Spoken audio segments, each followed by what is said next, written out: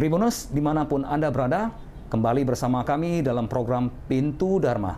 Terimalah salam dari kami, Namo Buddhaya. Namo Buddhaya. Tema kita kali ini adalah hidup di masa kini. Di satu kafe, kita mendengar sahabat kita berbicara bahwa hidup cuma sekali. Jadi nikmati saja. Salah seorang rekan pun mengoreksi bahwa kita hidup setiap hari dan kita mati cuma sekali dalam kehidupan ini. Ini tentu teguran yang bijak bahwa kita harus bernilai. Baik, mari kita sapa narasumber kita yang mulia, Bante Wiryadhamo Thera. Namo Buddhaya, Bante. Namo Buddhaya. Baik, Bante, berkaitan dengan hidup di masa kini. Nah, izinkan kami bertanya, apakah di dalam Buddhisme mengenal adanya tujuan hidup, Bante? Ada, dan sangat jelas bahwa tujuan sesungguhnya umat Buddha adalah membebaskan diri dari penderitaan. Tetapi semua itu proses, karena setiap insan memiliki karma bawaan yang berbeda. Ada ya, dan proses, Bante. Dan terkait dengan karma bawaan yang berbeda-beda. Baik, Bante, jika ada yang disebut setiap insan memiliki karma yang berbeda, Bante, apakah setiap insan berpeluang bahagia dan sukses? Karena tadi ada bawaan karma, Bante. Ya, khusus bagian ini mari kita renungkan perjuangan seorang Buddha dari Bodhisatta hingga mencapainya kebuddhaan. Semua dilalui dengan waktu lebih dari triliunan tahun. Apakah yang dilakukannya? Pertama adalah mengucapkan tekad di hadapan seorang Buddha juga. Iya, Bante. Setelah itu, ia berlatih menyempurnakan diri dari dana, sila, samadhi, semua melalui dengan kesabaran. Iya, Bante. Kaitannya dengan umat Buddha bahwa bawaan karma tidak semuanya negatif. Kita iya, Bante. harus menjadi kesabaran sebagai landasan, tetapi kita juga harus berani memiliki cita-cita. Apalagi cita-cita itu yang bermanfaat bagi semua makhluk hidup. Iya, Bante. Ya, tentang berhasilnya atau tidak sesungguhnya tergantung usahanya sendiri. Berarti kata kuncinya tadi ada kata sabar dan berani mencoba ya, Bante. Walaupun kita digeluti oleh karma itu sendiri. Iya, betul. Karena kalau dalam posisi menanti karma ya juga posisi yang statis ya, tidak bergerak, tidak baik juga, Bante. Iya. Harus kita ada interaksinya. Ada interaksinya, Bante. Harus berani istilahnya, Bante. Berani. Nah, baik. Apakah di dalam Buddhisme, Bante, cita-cita dan kebahagiaan itu dapat selaras, Bante? Benar. Sebenarnya segala sesuatu dapat selaras, tapi mari kita definisikan dulu artinya cita-cita dan arti bahagia. Sering umat awam menjadikan rasa nyaman sebagai kebahagiaan, sementara cita-cita itu adalah tujuan. Iya, Bante. Mencapai cita-cita tentu penuh perjuangan. Iya, Bante. Uji, coba, bahkan penggesekan.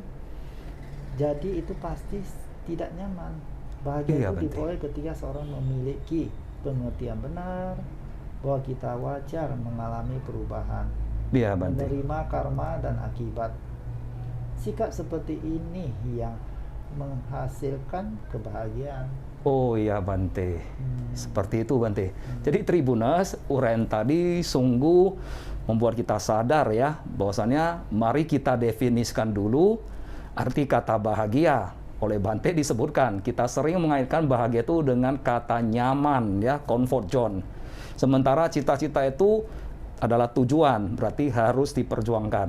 Nah, ini sungguh memberikan pencerahan bagi kita semua Tribuners.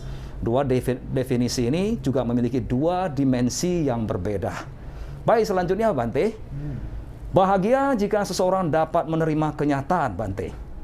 Apakah bijak seorang memikirkan masa depan, Bante? Bijak nggak, Bante? Itu wajar saja. Tetapi renungan masa lalu adalah kenangan. Iya, Bante. Hari ini kenyataan, dan esok lagi disebut impian. Hidup tidak pasti, dan kematian mengintai kita. Lantas mengejar esok dengan tidak merasakan hidup saat ini, apakah itu bagus? Iya, Bante. Berarti semalam itu kenangan ya, hari ini kenyataan. Dan esok adalah impian. Jadi apa yang disarankan oleh Bante sudah mulai memberikan titik terang. Hari ini adalah kenyataan. Apakah kita harus terus melihat ke belakang dengan masa lampau yang sulit, kenangan yang buruk, atau kita mencari sesuatu yang masih di awang-awang berupa impian yang oleh bahasa pendidikan disebut visi. Padahal hari ini adalah kenyataan, Tribuners. Baik, selanjutnya Bante. Saya ingin lebih dalam lagi, Bante. Orang ingin bahagia. Sebenarnya bahagia itu ada beberapa kategori, Bante, di dalam Buddhism, Bante. Ya. Ya, bahagia itu banyak faktor ya, faktor mental kita. Ya. Pilihan setiap orang berbeda-beda. Dulu Ya, ada Bante. seorang yang pembunuh mengajar Buddha karena tidak mampu menangkapnya. Ya. Ya, Buddha dia ditanya, kamu berhentilah. Kata Buddha, saya sudah berhenti. Iya. Oh, apa yang kamu katakan itu? Iya. Apa itu berhenti? Maksudnya gimana? Iya, Bante. Oh gitu. Nah, itu pedang kamu dilepasi dulu. Nanti saya jelaskan. Oh, ya, Bante. Berhenti itu kita berhenti melakukan tidak kebajikan, yaitu membunuh makhluk. Membunuh makhluk hidup. Ya. Baru dia menyesali bahwasanya dia sudah banyak membunuh makhluk hidup ataupun orang, yaitu mengambil jarinya. Oh, kisah Angulimala Thera ya, Bante. Iya, sang Angulimala itu sendiri. Iya, Jadi, Bante. Jadi itu pada saat itu dia menyesali perbuatan dia, maka Iya. dia menjadi biku. Jadi biku ya, Bante ya. Menjadi biku. Dia merasa dia sudah, maka dia berhenti. Iya, tidak Bante. membunuh Buddha lagi. Oh, ya, Bante. Itu. Jadi ketika Dia kan secara apa? Sebenarnya dia tuh tidak jahat. Iya, Bante. Si Angulimala ini. Iya. Cuman dia diajarkan oleh guru yang tidak benar. Guru yang tidak benar. Oh. Dia menyuruh membunuh 100 orang ya. Ya, diminta membunuh 100 orang. Ambil jarinya untuk dikalungkan supaya kamu jadi sakti. Jadi sakti. Oh. Maka dia berjumpa Buddha, jadi kekurang 1 orang. Jadi Iya, Bante. Buddha dikejarnya. Iya, Bante. Sesudah dikejarnya, rupanya semakin dikejarnya semakin capek dia. Semakin capek. Tak terkejar ya, Bante? Tak terkejar, makanya ditanya, berhenti kawan. Iya, Bante. Kata si Angulimala. Iya. Jadi Buddha bilang, saya sudah berhenti. Oh, Bante. Iya. Sudah berhenti. Apa yang kamu katakan? Kamu masih jalan kok bilang saya sudah berhenti. Iya, Bante. Apa maksudnya itu? Iya, seperti Bante. itu. Oh, Bante. Makanya, oh kamu belum ngerti tentang berhenti. Oke. Kamu lepaskan pedangmu dulu. Pedangmu, Saya ya. jelaskan berhenti gimana. Iya, Bante. Baru dijelaskan bahwasanya saya sudah berhenti melakukan kejahatan. Melakukan kejahatan. Oh, ya, Bante. Oh, jadi selama ini saya lakukan membunuh orang itu jahat. Benar. Kamu telah menyakiti makhluk yang punya anak saudara. Oh, yang Bante. punya Ya. anak, punya orang tua, punya istri, Iya. ataupun punya suami yang kamu bunuh itu. Iya, Bante. Jadi mereka sangat tidak senang sama kamu.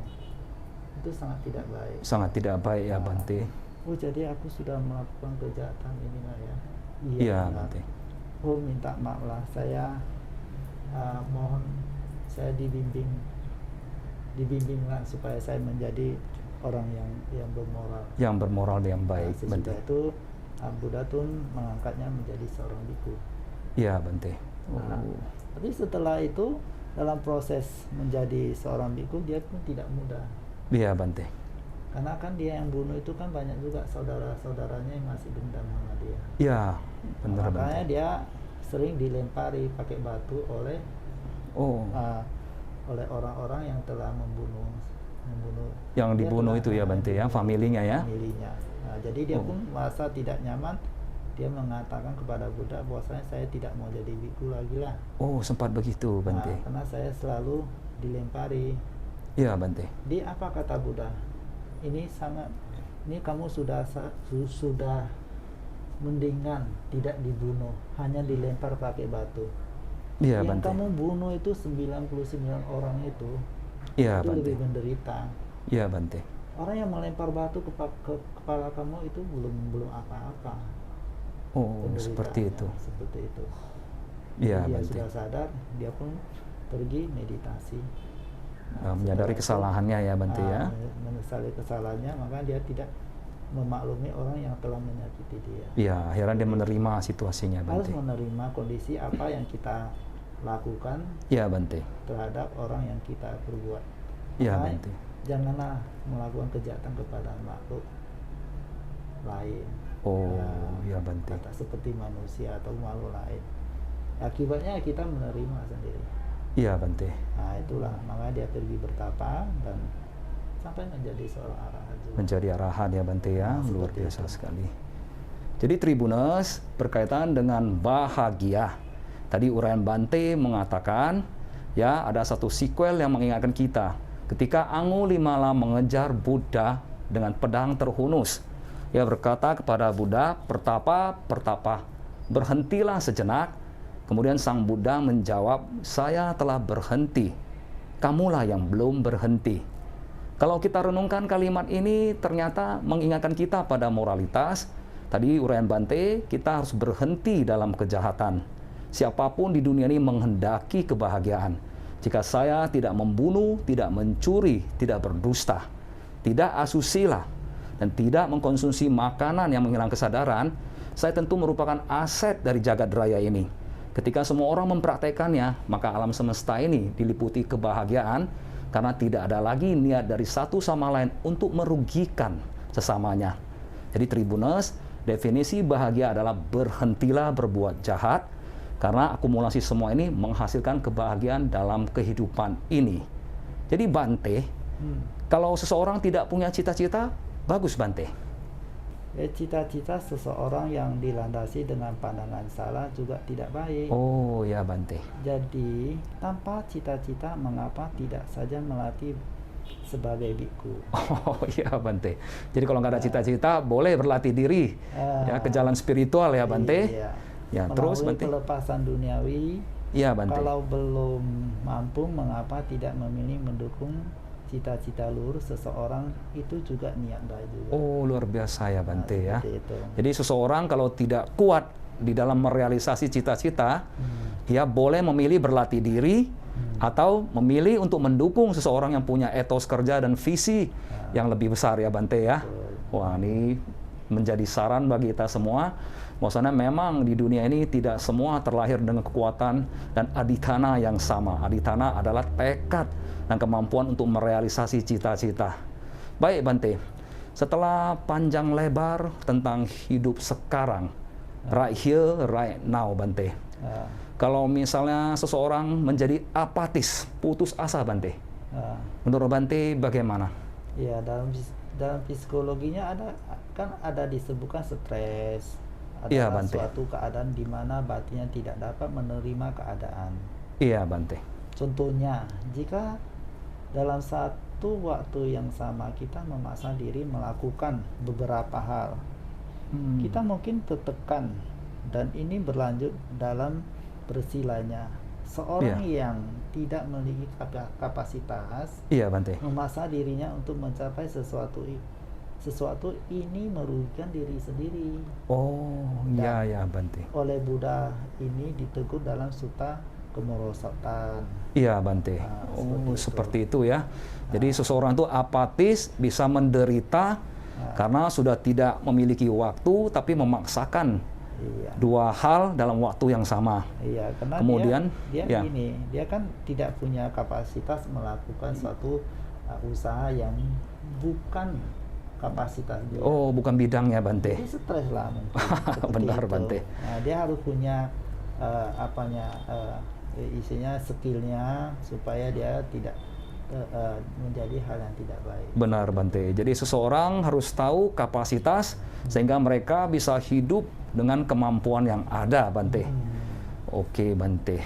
Jadi setelah membahas panjang lebar, kita mengetahui sebaiknya setiap orang mengambil keputusan, tapi keputusan itu juga harus bermoral dengan tidak merugikan insan lain. Betul. Bolehkah Bante memberikan kami kesimpulan, Bante?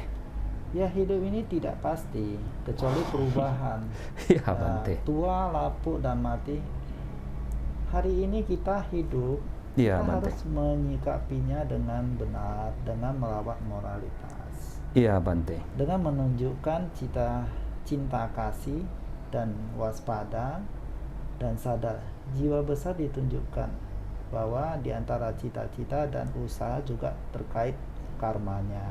Iya, Bante. Kemampuan menerima kenyataan dan apa yang di depan kita itu disebut rasa puas. Rasa puas ya, Bante ya. Seperti itu. Wah, bahagia sekali. Jadi, Tribuners, hari ini kita mendapatkan uraian yang mencerahkan kita.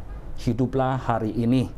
Ya, karena yang pasti itu perubahan, tua, kelapukan, dan mati. Walaupun demikian, kita yang diberi kesempatan di kehidupan ini juga harus terus berjuang mempersembahkan nilai bagi kehidupan. Demikian uraian Dharma episode kali ini. Semoga memberi manfaat bagi Tribuners dimanapun Anda berada. Sampai jumpa di uraian Dharma berikutnya. Namo Buddhaya. Namo Buddhaya.